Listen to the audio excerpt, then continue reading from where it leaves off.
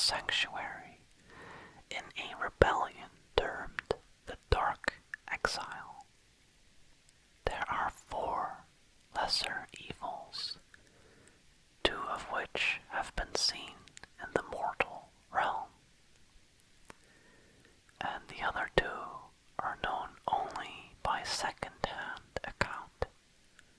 And Cain actually goes on to explain that he fears the latter 2 the most because they might bring about the end times.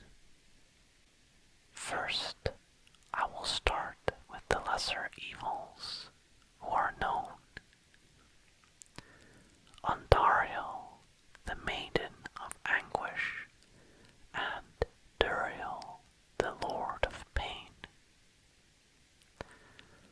Although they carry the label of siblings, in the realm of demons, their relationship seems to have more to do with their corresponding spheres of pain and anguish than with any actual blood connection.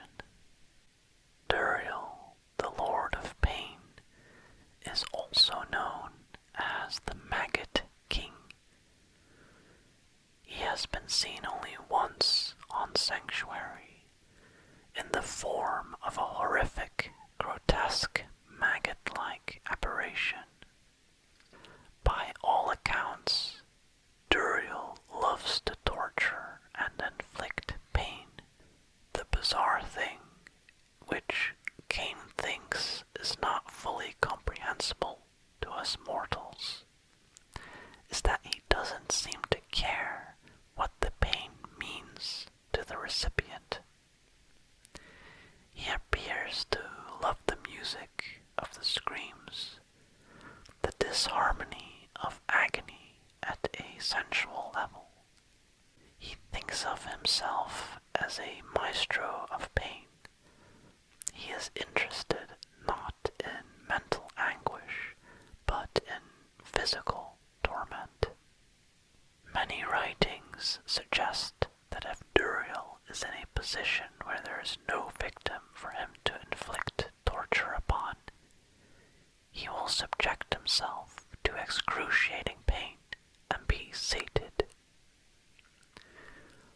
Ironically, given how little is known of the lesser evil himself, Duriel's place in the burning hells is the one most widely chronicled in the ancient artworks. Cain suspects that this is because it most closely resembles the torture chambers of our own realm, and therefore is most easily understood and depicted by human artists and writers. The realm of pain is described as a cavernous area, fitted with increasingly sadistic and grotesque torture devices. From towering machines that house unspeakable engines of brutality, to tiny mechanisms engineered to elicit agony beyond imagining. Here, Duriel derives exquisite gratification from the torment of thousands of captive, barbarous demons. It is said that even the other denizens of hell, including his sister, whose realm in some perverse way overlaps his, avoid this place, though they delight in the music of agonized screams that issues from it. Next is Ondariel, the Maiden of Anguish. Ondariel is a particularly sadistic entity. Unlike her so-called twin, Duriel, she is interested not in physical pain, but in emotional agony. She believes in the purity of anguish. She is a master manipulator who sets up scenarios in which the victims Diablo's mental state is twisted inside out. She loves seeing people torn apart by their own inner agony and emotional pain. The Maiden of Anguish was once considered a close confidant of Diablo until the Dark Exile, that is, when she and her companions ruthlessly betrayed him. Despite their former allegiance, she reveled in Diablo's misery and was described as enjoying a state of unmatched bliss throughout his humiliating defeat. Her general bearing is of one who is in a constant state of ecstasy, experiencing unthinkable pleasures. Andariel, considered one of the most relation-oriented of the evils, is said to abhor isolation, for she sustains herself on the suffering of others. She is drawn to conflict and tragedy as a moth to flame. She seems to be in constant motion, seeking those in the depths of despair, or those most susceptible to her influence and manipulation. There actually is very little information on what her realm in the burning hells is like, but clearly it is a place of psychological assault, where guilt, regret, and self-loathing are meted out through both physical and mental means. It has been suggested that the victims of Andariel's realm, crippled by guilt and driven to seek unending physical torment, willingly give themselves over to Duriel's domain. The third lesser evil we're gonna cover is Asmodan, the Lord of Sin. He is a clever manipulator who trades in vice and corruption. He is passionate and plotting, both to very dangerous degrees. He is by far the most charismatic and seductive of all the evils. Asmodan takes pleasure in all things to every possible extreme. He loves vice in all its forms, but the truest gratification he derives is from the failures of others. Asmodan is a master of temptation, of causing those who hold steadfastly to principles and beliefs to ultimately betray them. Asmodan can see most clearly the heart's desires. He exists only to shred morality, to bring any and all within his sphere to the point of breaking. Perhaps if one could analyze the inner workings of Asmodan, they would see that the Lord of Sin defines the universe through the extremes that one is willing to go to. He believes that all beings find their truest identity by embracing the far limits of perversion and brevity. If the image of Asmodan is difficult to grasp and imagine, don't worry. There are scholars and sages who have meditated on and contemplated this subject for years, and they still wrestle with their understanding. Asmodan would surely find fertile ground on Sanctuary to plant the seeds of corruption, but fortunately he has never, to the best of Cain's knowledge, appeared upon the mortal plane.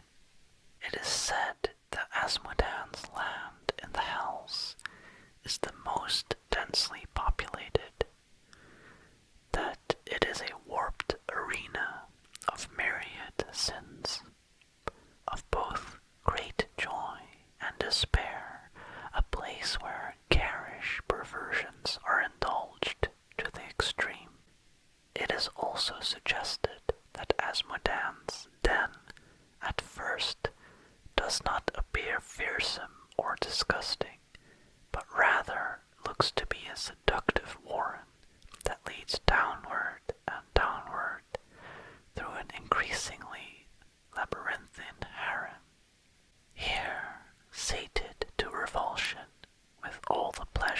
life, one descends rapidly into a perverse madness without any hope of awakening one's rotted soul.